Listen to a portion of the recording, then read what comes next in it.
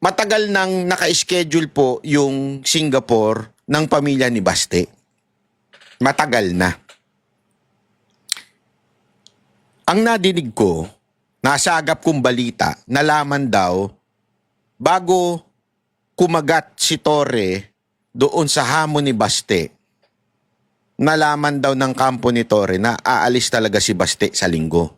Yun ang nabalita sa akin, di umano. Remember, may ticket yan. Hindi naman po biglaan yan. They can verify. Nalaman nga nila na papunta na si Baste doon. Agad-agad nilang nalaman. Hindi.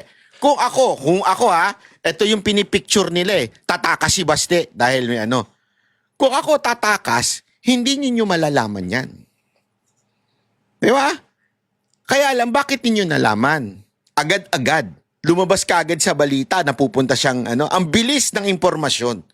At magtataka kayo, bakit nung sumagot si Torre, in-schedule na kagad, Sunday, laban tayo.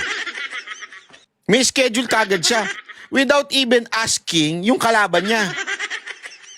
Para, quote-unquote, magmukhang umatras si Baste. Oh. Gago!